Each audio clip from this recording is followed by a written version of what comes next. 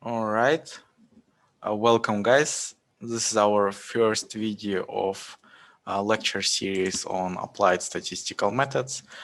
Today we are going to go over subsection of chapter on descriptive statistics, specifically on measures of location. First of all, let's have a quick introduction and let's get a general notion of what we are going to do during this course. So, statistics is a study of how to collect, organize, analyze, interpret, and present numerical data. So, the basic idea behind most statistical methods of data analysis is to make inferences about general population based on a relatively small sample drawn from it. Let's assume that you want to estimate some unknown parameter for general population of Kazakhstan. Let's assume that you want to estimate average height of Kazakhstani people. So what you're gonna do, you're going to draw a sample of, let's say, size n, let's say 100 people, and you are going to collect some data from your sample and try to use it to make inferences about your general population. So let's say you measure average height in your sample, and let's say it happened to be 1.7 meters. So the basic problem that statistics is trying to answer is how can we use this number to make prediction about our general population. So during this course, we'll go over statistical methods like building confidence intervals. So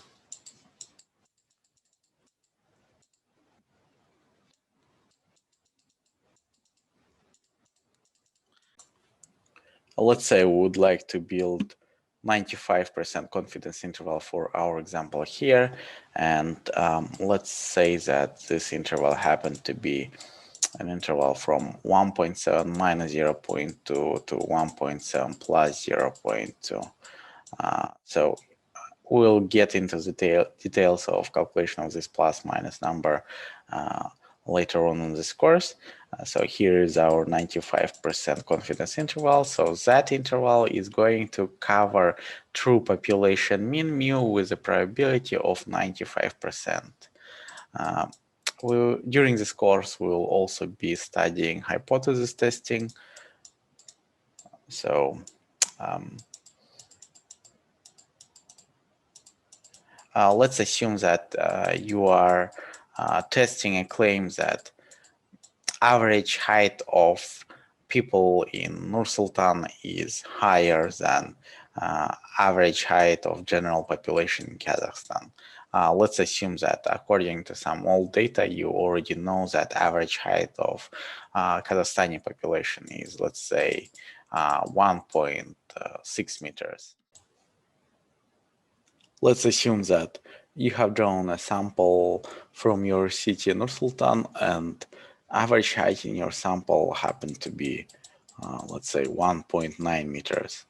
So our question is whether we have enough evidence to prove the claim that average height of people in Nur-Sultan is higher than average height of Kazakhstani people.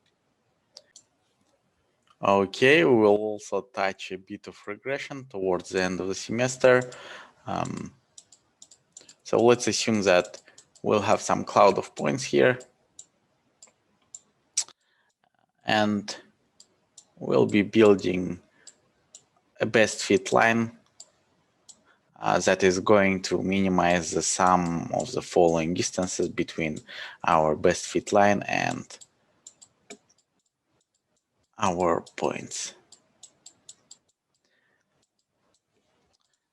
All right, we'll also be doing lots of different stuff other from this, but this should give you a general idea of what we'll be studying during this course. Maybe towards the end of this course, I will show some how to calculate some of this using Excel. All right, let's come back to our lecture slides. So we are on a topic of descriptive statistics. From the name of it, we would like to describe, summarize our data in a nice, short, concise way. Let's assume that you have some lots of data. You have a mass of data, lots of different points, and would like to summarize those using either a single number with the help of measures of location, measures of spread, or present it in a nice graph using graphical methods. So we are going to start from measures of location, specifically from measures of central tendency. So we would like to find the center or middle of our data. Using the following tools. Most of these you guys are probably familiar with. So we'll study today arithmetic mean, median, mode, and geometric mean. So let's start from the most popular one, arithmetic mean. So by definition, we calculate arithmetic mean by simply summing our points and dividing by the total number of them. So we also call arithmetic mean as average.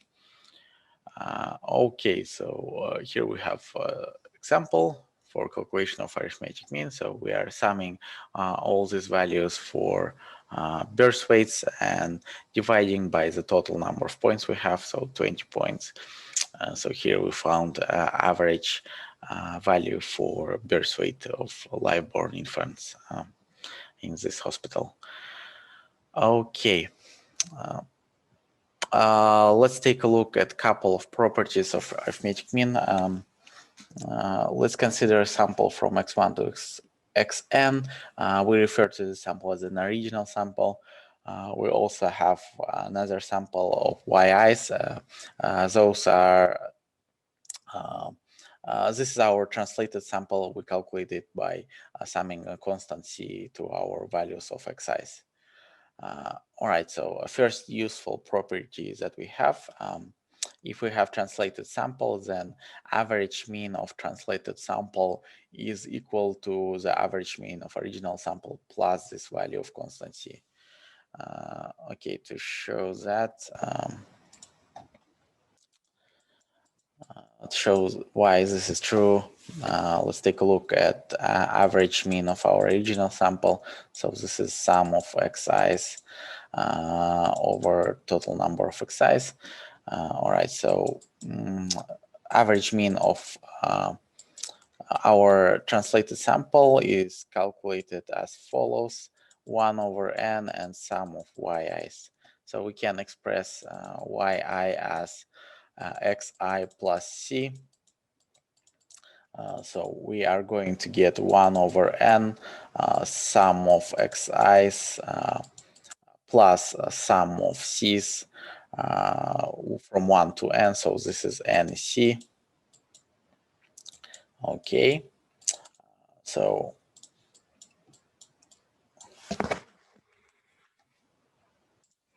this is equal to c plus 1 over n sum of xi's, which is exactly average mean of original sample. So this is x bar plus c. Right, so this is our first useful property. Here we have a scaled sample. So we multiply by our original sample the values of xi's by constant c, and to obtain a sample of yi's, or scaled sample. So we have similar property here. Average mean of rescaled samples then is equal to our constant c multiplied by average mean of our original sample. You can see why it's true using a similar way we have shown our previous property. Okay, we also have a property which is a combination of previous two properties. Xi's are our original sample. Yi's is a transform sample in the following way: xi's multiplied by coefficient c1 plus c2. Then arithmetic mean of your transform sample y bar is equal to c1 multiplied by arithmetic mean of your original sample plus c2. All right, let's take a look at the following example. We have sample of temperature in Celsius. with arithmetic mean of 11.75 degrees of Celsius, then what is the arithmetic mean in Fahrenheit? Okay, let me Google conversion between Celsius to Fahrenheit real quick. All right, then arithmetic mean of your transformed sample according to previous property is equal to 9/5 multiplied by your original sample mean plus 32. So we convert between Fahrenheit, between Celsius to Fahrenheit using the following formula: 9/5 multiplied by your value in Celsius plus 32. Okay.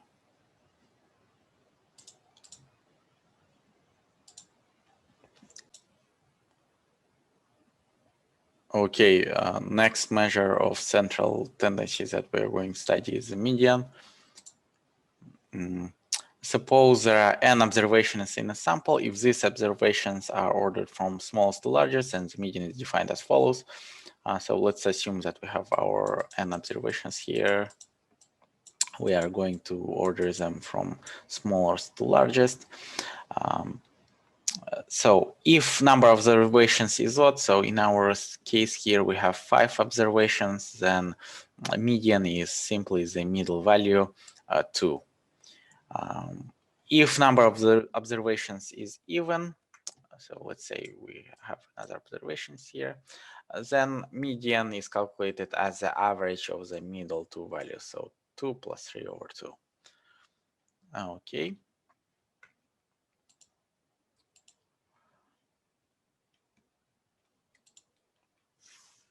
Let's take a look at the following example. So in this table, we have number of white blood counts, 9 observations. Let's find median in that example. So we have to order these values in an increasing order. And number of the observations is 9, meaning that median is the 5th largest observation, which is 8. Okay, comparison of the arithmetic mean and the median on skewed data. All right, before moving on to this lecture slide, let's take a look at an arithmetic mean and median in general. Let's assume that you are conducting an experiment and you have taken 10 measurements.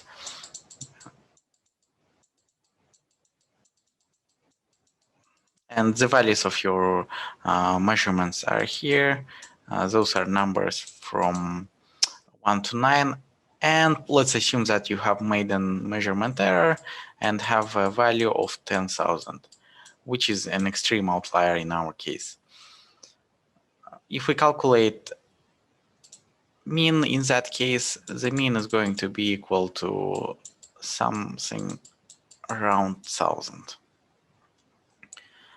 And if we calculate median, there are 10 measurements, so we are taking average on 5th and 6th observations. So median is going to be equal to 5.5. All right. So median is less sensitive towards outliers.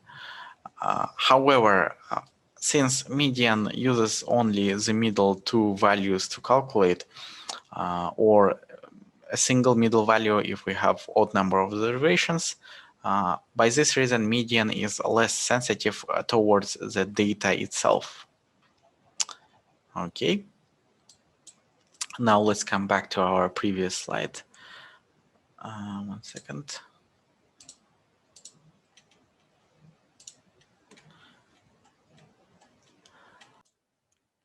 All right, now if we have skewed data, so we have 3 graphs here.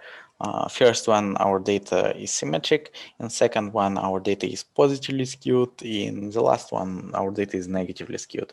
So you can difference between positively and negative skewed data by distributions by looking at the direction of the tail. So in graph here, we can see that the tail extends towards the positive infinity direction. So this data is positively skewed. In that case, our tail is looking towards the left, so data is negatively skewed here.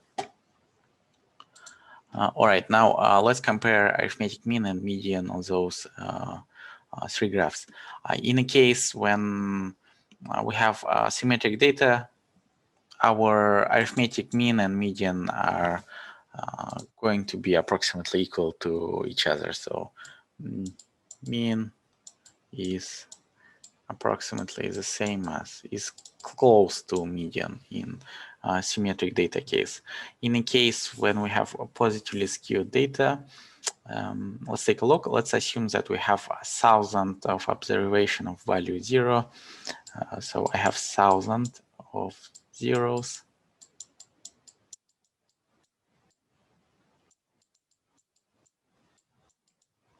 And some non-zero values over here. Let's say 1, 2, and 3. All right, now if we calculate median here, median is going to be some middle value between those zeros. So median is going to be equal to 0. And if we calculate mean, the value of mean is going to be the sum of zeros plus some non-zero values here. So arithmetic mean is going to be some value that is greater than 0. 1 second. Okay.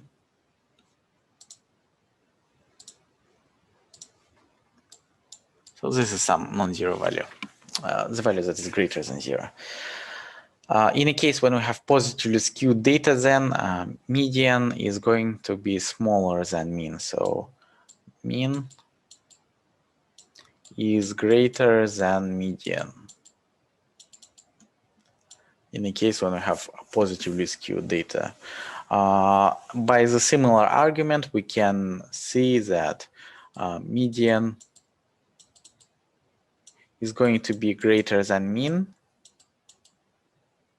in a case when we have negatively skewed data. So by quickly looking at the two values of mean and median, we can access the symmetry of your data. All right, moving on to the next slide. Let me clear that out first. Okay, mode. So mode is the most frequently occurring value in your sample. Let's take a look at the following example. So let's find mode. So what is the mode here? We have 8 occurring 3 times. Yeah, so in that example, 8 is the mode. And the final measure of central tendency we are going to study today is geometric mean. Geometric mean is calculated in the following way, anti-logarithm of the following sum of logarithms. However, you guys are probably more familiar with the following definition of geometric mean. However, those two are going to be connected. So geometric mean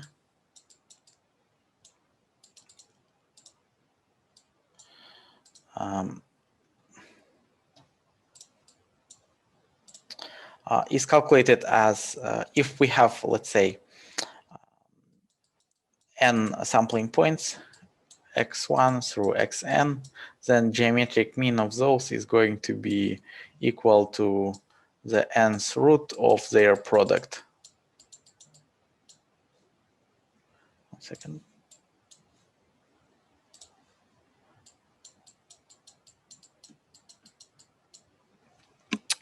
All right, so we have slightly different definition here. However, those two are the same. Let's show that. Let's call our value of geometric mean as big G. Let's take ln from both sides. So ln of G is equal to ln of product of your x's and to the power of 1 over n. Okay, now following the properties of logarithms, we can factor out 1 over n, ln of product of xi's, which is equal to 1 over n sum of ln's. Sum of our ln of xi's. All right, so I from 1 to n. Okay, now taking so we can see that those two definitions are the same. So taking anti-logarithm or taking power of e in my case, I can find my geometric mean. So this is e to the power of 1 over n ln of xi. All right, so those two definitions are the same. Okay, guys, now this will conclude our lecture on measures of location. Next lecture is going to be on measures of spread and graphic methods.